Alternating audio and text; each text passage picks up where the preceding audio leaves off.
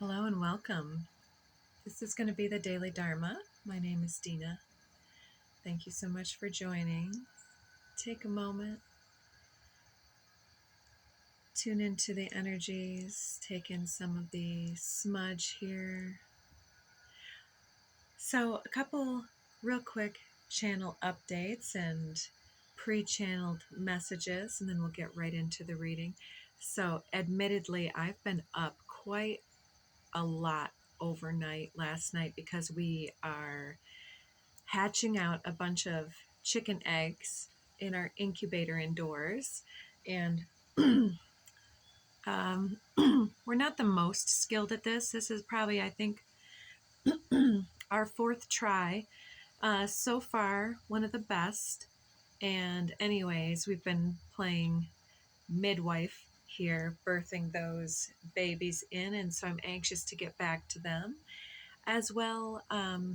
Just as I was coming out of the house, getting into the pole barn where my spiritual area and shop is all put together, seeing the duckies go in the coop for the day from the swamp. It's so cute.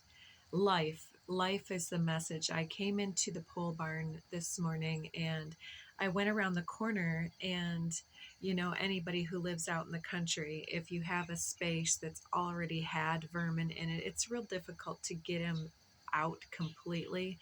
So we don't have food out there, so it's still shelter for the animals. So yeah, we've still got some mice out in the pole barn and in the chicken coop and things. So anyways, I went in and I saw on the ground this tiniest little mouse newborn, dead. And okay, so I'm not disappointed that I don't have another will be adult mouse nuisance running around, but I think that the messages being compounded here are, we talked about death doula yesterday, and today seems to be midwife, because we've been talking about the rebirthing process, and now my attention is being drawn in several ways towards the new life and whether life actually thrives or recedes from the physicality, whether the manifestation comes to fruition or not. Not all flowers that bud actually grow and become the spectacular, full, realized plant that will give later great seeds. I think we understand where that message is going. So the secondary channel update is that over the next couple of weeks, we're going to have a guest. We're hosting an exchange student from out of the country. And so I may be a little bit less active on YouTube. I'm going to have a lot more going on. So please forgive me while we go through that adventure here at our house. So without further ado, let's get into your messages. I flipped a few decks over, and what we had was on the bottom of the Sacred Geometry Activations Oracle, we have Prosperity 36. So that's a good one to have out. Right below that, Conception, which is talking about the life, coherence, the understanding, intuitive, third eye, visionary, and divine masculine and crown chakra, then earth.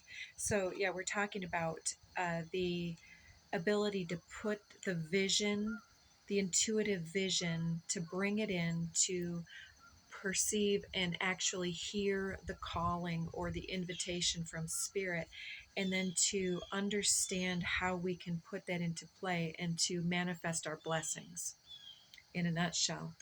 Under the Return to Spirit deck, this fractal deck, Vibrational is on the bottom of the deck. And we have Celestial, Gifted, Recognition, Assistance, Music, Voice, Manifest, Rejuvenation, and Caretaker, all showing themselves. I don't know if I need to show you that. I'll show you in two piles so you can see those, the color palette at least. So in Confidence below Caretaker, Yeah, we're just talking about putting something into motion. So yeah, the vibrational celestial messages, we're being gifted with messages.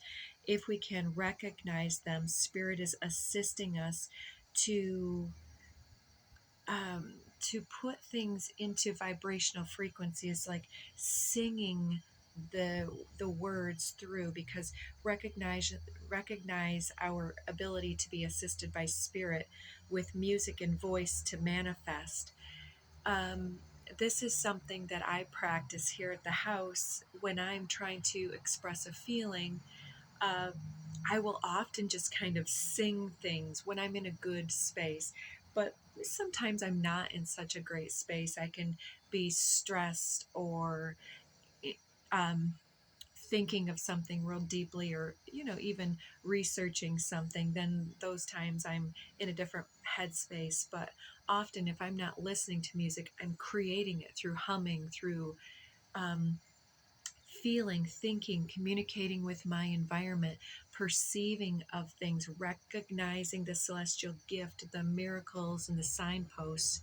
And that's what we're being told here, is that that's what we're doing with our energies all day long. We're perceiving of the vibrational gifts of Spirit and allowing them to sing their soul song into our soul, and helping to manifest, to be replenished and renewed, so that we can take care of our own vibe and then confidently influence the vibrational manifesto and truths emerging all around us. So for our first oracle card on the top here of the mixed Tao Te Ching and Art of War deck, we have 16 correlating to the Tower. So some type of epiphany or breakthrough, revolutionary thought or idea. Empty your mind of all thoughts. Let your heart be at peace. Watch the turmoil of beings, but contemplate their return. Each separate being in the universe returns to the common source. Returning to the source is serenity. If you don't realize the source, you stumble in confusion and sorrow.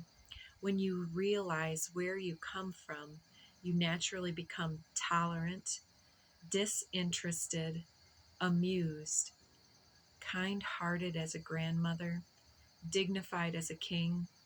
Immersed in the wonder of the Tao, you can deal with whatever life brings you, and when death comes, you are ready.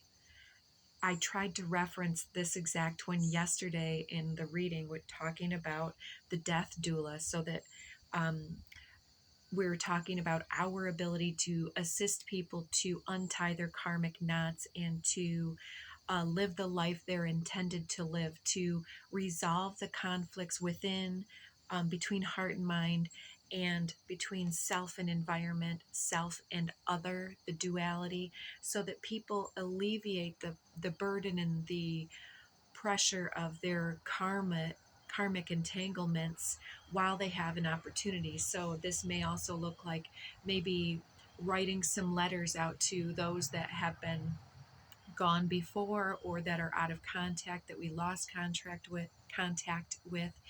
Even like, if, let's say, we were mean to little Susie, little Johnny on the playground when we were 8 years old, but then looking back, that came up in several ways, where we started to recognize that our behavior was a product of something that wasn't authentic to us, and we witnessed a compassionate exchange and corrected that later. We can write that letter out and just say, I apologize to this individual. They didn't deserve that. You know what I'm getting at? Some types of absolution, where with the death doula energy, we're able to assist people to come to their own realizations, to charter their own resolutions, and to assist them to rebirth themselves prior to leaving this world in the form that it is. But it's also talking about emptying our mind of thoughts or something. It's like, I get this image often with from the Harry Potter, where Dumbledore takes his thoughts out of his head with his wand, and he puts them in the little, it looks like a bird bath, where he keeps his thoughts. and he can revisit them later. It's like being able to recognize that in the moment we need to shelf certain things, put a pin in it. I've heard that saying. But then recognizing that when we get out of those thoughts, that all things are really in some type of natural order, a natural um, co-creative resolution seeking adventure. So let's see if on the back here, okay, yeah, we'll take the one on the back and then we'll move on. 47, without opening your door, you can open your heart to the world. Without looking out your window, you can see the essence of the Tao. The more you know, the less you understand. The master arrives without leaving, sees the light without looking, and achieves without doing a thing. So yeah, you don't need to connect with people to release the karma, even if they would hold on to some level of karma, or if somebody would like to remain in your graces and remain hooked to you or tethered, or keep putting hooks into your heart, like some types of codependency is coming through there. I don't want to get too many of these cards out, but I'm also seeing 38 and Art of War. Sun Tzu said, let your rapidity be that of the wind, your compactness be that of the forest. So yeah, you can rustle all types of feathers. You can ebb and flow with great dynamism and tornado storm-like essence, and also calm breezes that just barely lift and tease the ends of the hair, and compactness of the forest, being able to shoot straight up in straight perfect alignment, reaching up for the heavens instead of becoming crooked because of our environmental factors and different limiting circumstances. We can make our workarounds, but at the first opportunity, shoot straight back up again. So dust yourself off and try again, I'm hearing. 38 says, the master doesn't try to be powerful, thus he's truly powerful.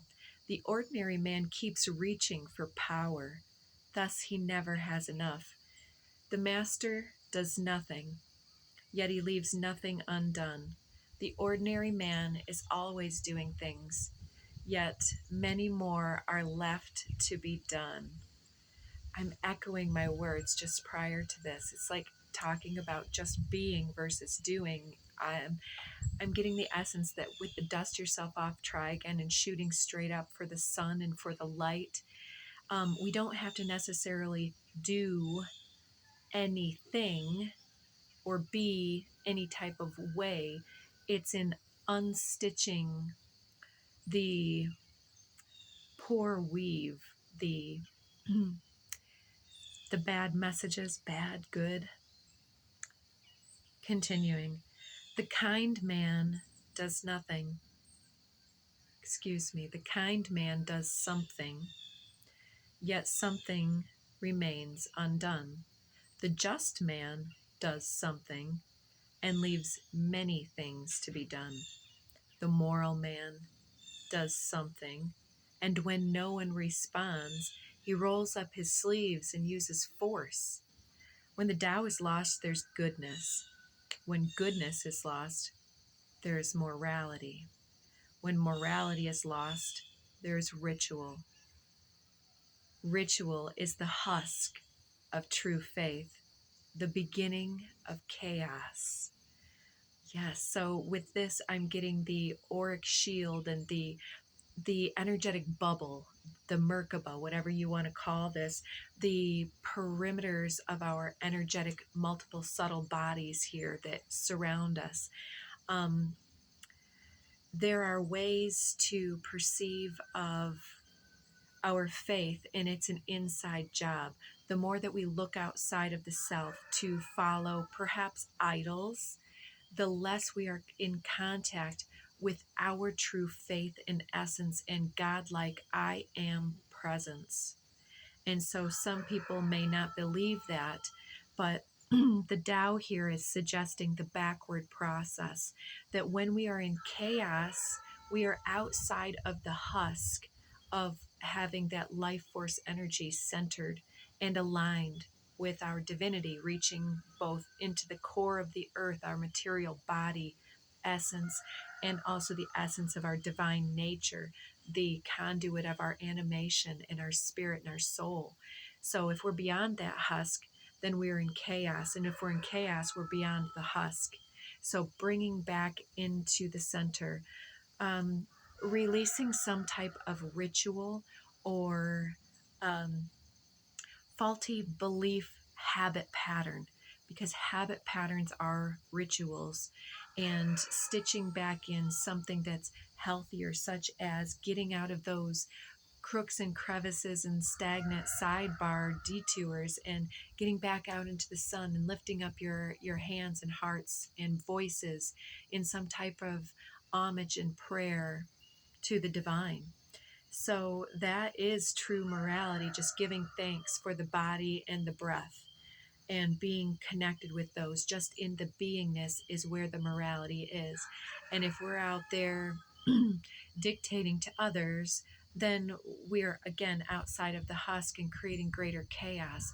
But when we are in our core of our own morality, doing what we would with the light of God as it speaks through us, from that point of alignment, of course, because, psychos would follow their voice of God, but they're in chaos. They're outside of the core of that truth, right? So we're talking about centered and aligned individuals. And then being in connection with our true north and what we believe to be right and true for ourselves, and corrective of our own unique personal subjective karmic journey, creating our inner Dharma, then we're feeling good. We are acting good. And again, with the good, bad, right? Goodness is just centered in that sense of joy. That is the recursive frequency of the life birthing, rejuvenating essence of the eternal fountain of youth, when the energy is seen to exchange between the above and the below, the within, without, and so on, macro and microcosmic, and is funneling, grounding through the earth, coming all the way full circle back around and in through the crown and down to the heart, and rinse and repeat. So yeah, there's certain things that people would argue, oh, this is more spiritual than this. This is, if you're spiritual, then you absolutely have to do yoga and you have to say namaste and so on. There's no limit to the rules and the dogma. But goodness is also subjective. And so when we're in that true goodness of being in the flow of something delightful and something you can an experience in a lifestyle that you can really sink your teeth into. I'm not talking about getting sugary treats as a delight, but the actual delight of the feeling and the chemical difference between the reaching for a candy bar, which is instant gratification, but tons of perhaps guilt or, lack of nutrition at the least, and reaching for something like a fruit or vegetable that is felt and flavorful and juicy in the mouth that you can taste. It really enlivens the taste buds, starts the digestive practice or process. And as it moves through the body, it's nourishing, it's nurturing. It came from the earth, and we're processing and alchemizing and becoming energy in process. We're manifesting our lives through the choices of everything that comes through our psyche, sensibilities, through our mouth, through our eyes. We are sponges. And so when we're in alignment with all of these previous things, in that goodness, we are essence of the Tao, the divine masculine, feminine, yin yang, and we are conduits for the manifestation of the blessings and the prosperity coming to see us. So let's see what cards want to come in and supplement the reading. All right, couple there, and this one. All right, so coming out first, we have synergy, consciousness, and coherence. I like that combo, being able to work with your consciousness and your understanding of that and creating resonance with conscious choices, like more intentional, maybe food and body movement, exercises, time in nature. It's like you're working with your consciousness. You've been developing quite a bit. You understand what it is your body craves, and when your body is speaking to you, you're listening. Then we had over here the two that I wanted to pull, throat chakra and fertility. So yeah, we already had voice. So then in that place of understanding the processes, both the markers in time and space, it's like when we can take those clues from the environment, we are in communication with whatever it is. And it's like the good bad coming up again with the imagery of the dead newborn um, mouse. It's life and death complete each other. And if we're dealing with any type of grief or passing of a person of importance in our life, or dealing with our own ideas about our own passing, or any type of change or shift being activated in our life, the change and shift out of one job or relationship or home, we're making more conscious choices. We're understanding that this is part of our destiny. We're understanding that uh, that matter and energy is all entangled, and that death is no limit or boundary. And so many of us are connected with our ancestors at this time, which generally speaking, around this time of the year, we're going towards Samhain, the Halloween holiday. This point on the year is during Scorpio season, coming up very soon, where we start to see the veil thinning, and there's this understanding of what's being communicated. And as we are more and more in mutual resonance, co-resonance, harmonic accord with the consciousness and the flux and flow, we're able to ride the cosmic waves to then advocate and speak things into being, such as, in the past, if you had a habit of speaking poorly about yourself or sabotaging goals, not believing in yourself, if those energies rise up and bubble up in the throat, you can check yourself now because you've had practice and you do believe. But those old habits are coming up for final clearing as we reach towards moving past the equinox at the time of this broadcast and into the time of the solar eclipse, is where the next 6 to 9 months we are really choosing for what we're birthing into being. And we're being told to keep pushing upwards, as in like pushing through the birth canal of your inner um, frequency shift in your rebirthing process. But it's not about doing, it's more about your beingness, retreating perhaps for many to be able to understand and integrate. But it's more in the connection between self and environment, self and other, and reconnecting anything that is become separated. So now we have some road noise, my apologies, and two chakras coming up, the sacral and the third eye.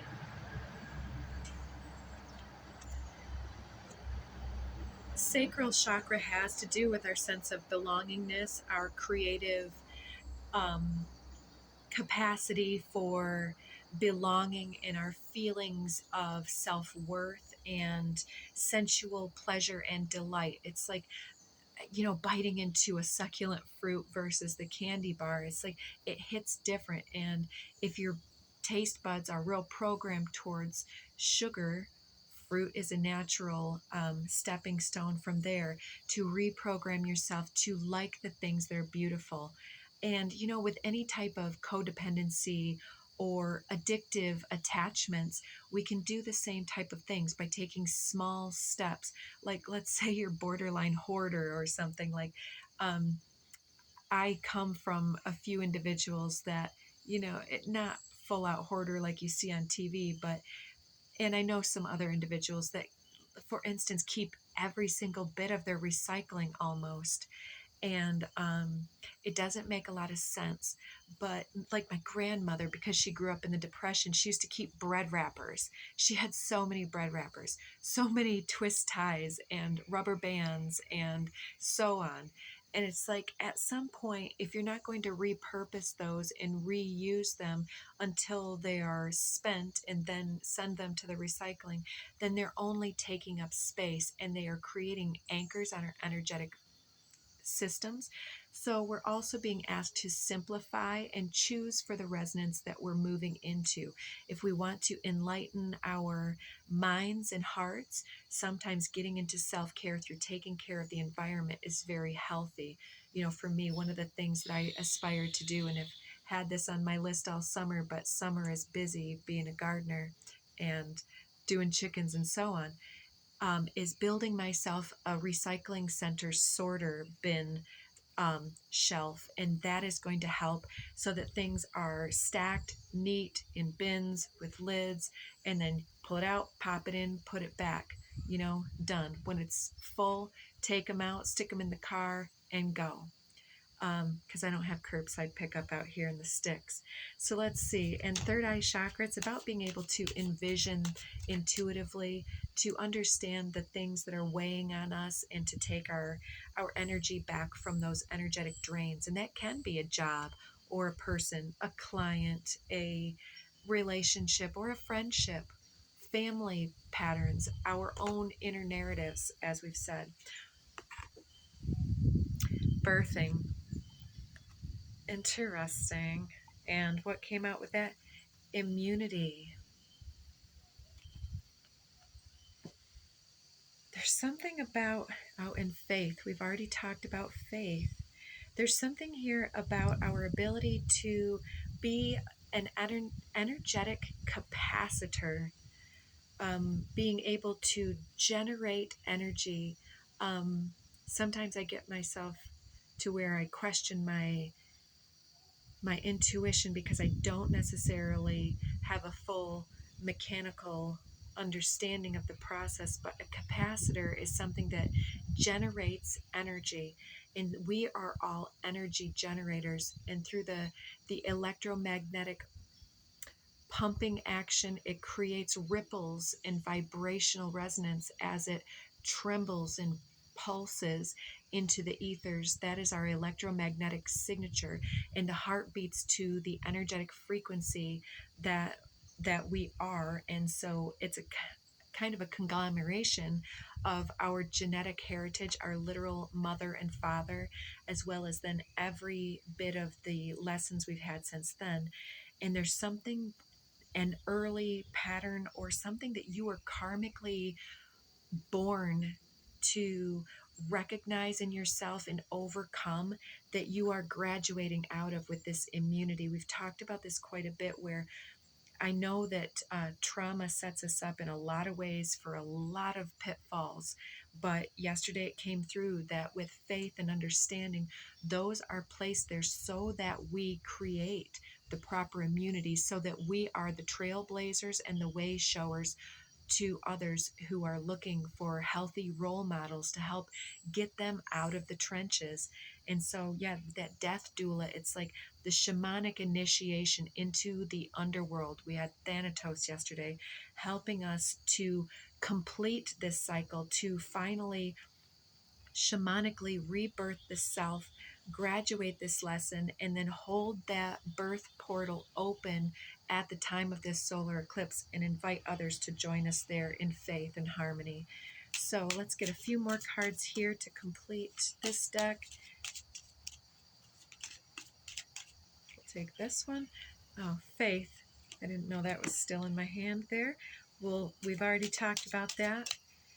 Faith that you're understanding and that you're safe when you communicate and use your identity and personality and your values to create self-expression through your choices and your voice and your music, and your energy. Your vibe attracts your tribe.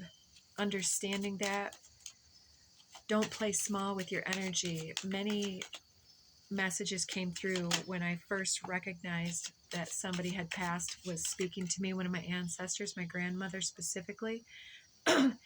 When I first heard it, it was like she had said, and she was an emotionally reserved and shut down individual for a number of reasons.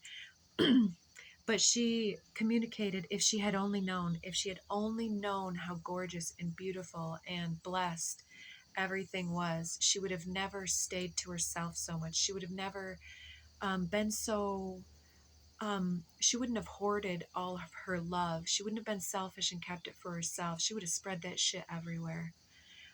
Coming out is up. So something is being transcended and communicated, which is bringing in a very fertile, abundant period here. And we can already energetically perceive of what's coming through, and it's because we feel better, we feel different, and so intuitively we're acting different, we're broadcasting differently, we're hearing our messages more clearly. Now on the bottom is knowledge. We've up here it was like knowledge was nothing, and letting that go. It's the unprogramming here that is allowing the true self-worth, the release of dogma, and so on at 3113, 3113.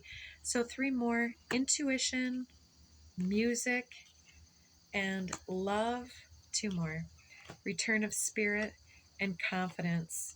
Yeah, so we're definitely getting some more intuitive hits, feeling better, communicating better, and there's something to sing about. There's music in the ethers. Can you hear it in the background here? I hear the bugs. The bugs have their own symphony, and even the rumbling of the semis this entire week is it's a little bit out of the ordinary. I'd prefer the nature, but it's part of the symphony. We don't get to choose everything that goes on, but make it part of the dance. It has its own vibration. It kind of rumbles the body, and it's moving the earth down the road. Crazy concept. So,